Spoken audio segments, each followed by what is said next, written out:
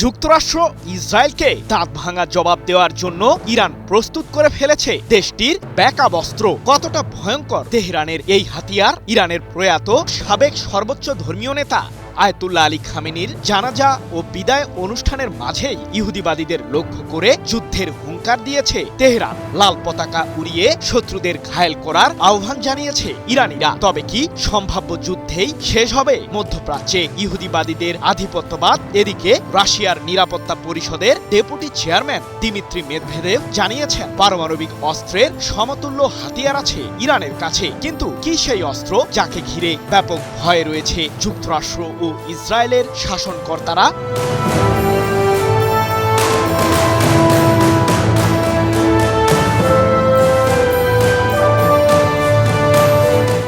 মধ্যপ্রাচ্য থেকে ইহুদিবাদীদের বিতাড়িত করতে প্রতিনিয়তই পরিকল্পনা সাজিয়ে চলেছে ইরান। সম্প্রতি জানা গেছে, অঞ্চলটিতে যুক্তরাষ্ট্র ও ইসরায়েলের প্রভাব বলয়কে মোকাবিলা করতে পারমাণবিক অস্ত্র তৈরির দৌড়ে প্রবেশ করার চিন্তা ভাবনা করছে ইরানের সামরিক বাহিনীর শীর্ষ মহল, যাকে ঘিরে তুমুল উত্তেজনা বিরাজ করছে মার্কিন প্রশাসনের মাঝে। যদিও যুক্তরাষ্ট্রের প্রেসিডেন্ট ডোনাল্ড ট্রাম্পের ভাষ্য, সমৃদ্ধ ইউরেনিয়াম ব্যবহার করে পারমাণবিক অস্ত্র তৈরি করবে না তেহরান। তবে ইরান আসলে কি বলছে? 60%-এরও বেশি মাত্রার বিপুল পরিমাণে সমৃদ্ধ ইউরেনিয়াম রয়েছে ইরানের কাছে। সেগুলোকে 90% মাত্রায় সমৃদ্ধ করলে তা দিয়ে দেশটি চাইলেই 10টি পারমাণবিক অস্ত্র তৈরি করতে পারবে।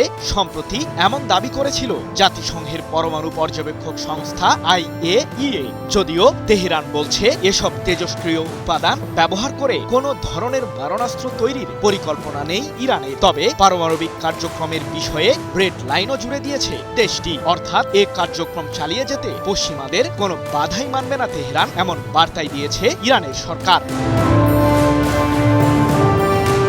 এবার ইরানের পারমাণবিক অস্ত্রকে ঘিরেই চাঞ্চল্যকর বার্তা দিয়েছেন রাশিয়ার নিরাপত্তা পরিষদের ডেপুটি চেয়ারম্যান দিমিত্রি মেদভেদেভ, যাকে কেন্দ্র করে চরম উত্তেজনা বিরাজ করছে মার্কিনীদের মাঝে। মেদভেদেভের দাবি, হরমুজ প্রণালী ইরানের কাছে একটি কৌশলগত সম্পদ, যা পারমাণবিক অস্ত্রের সমতুল্য।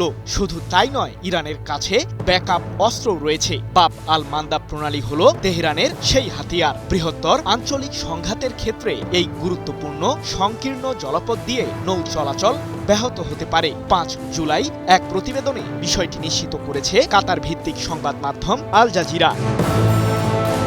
ইয়েমেন, জিবুতি এবং ইরিত্রিয়ার মাঝেই অবস্থিত বাব আল মান্দাব প্রণালীটি, যা এডেন উপসাগরকে লোহিত সাগর ও সুয়েজ খালের সাথে সংযুক্ত করেছে। সাম্প্রতিক সময়ে ইরান সমর্থিত ইয়েমেনের হুথি বিদ্রোহীরা এই সামুদ্রিক রুটটি চিরতরে বন্ধের হুমকিও দিয়েছে। এমনকি গত মাসে লোহিত সাগর দিয়ে ইসরায়েলি জাহাজ পারাপারের উপর নিষেধাজ্ঞাও জারি করেছিল হুথি বিদ্রোহীরা। কিন্তু প্রশ্ন হলো, হরমুজ প্রণালীকে পারমাণবিক অস্ত্রের সমতুল্য কেন বললেন দিমিত্রি মেদভেদেভ? হরমুজ প্রণালীতে অবৈধভাবে যুক্তরাষ্ট্র ও ইসরায়েল সংশ্লিষ্ট যে কোনো জাহাজ প্রবেশ করলে অঞ্চলটি রণক্ষেত্রে পরিণত হবে। আয়াতুল্লাহ আলী খামেনির বিদায় বেলাতে এমন হুঙ্কার দিয়ে ইরানের আইন ও আন্তর্জাতিক বিষয়ক উপপররাষ্ট্রমন্ত্রী কাজেম ঘারিবাবাদী বলেছেন, এই জলপথে শত্রুপক্ষের যে কোনো সামরিক পদক্ষেপের পরিণতি অত্যন্ত ভয়ঙ্কর হবে। সংকট সৃষ্টিকারীরা তাদের দুঃসাহসিকতার জন্য দায়ী থাকবে। এটি আমাদের চূড়ান্ত সতর্কবার্তা। JBS হোল্ডিংস লিমিটেড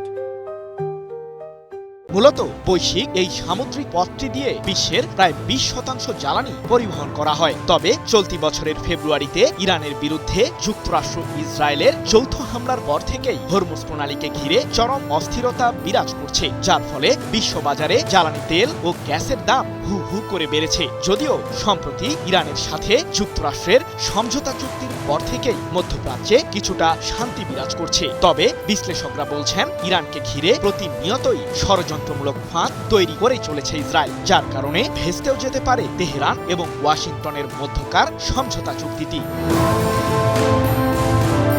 সৃজন মাহমুদ, নিউজ 24।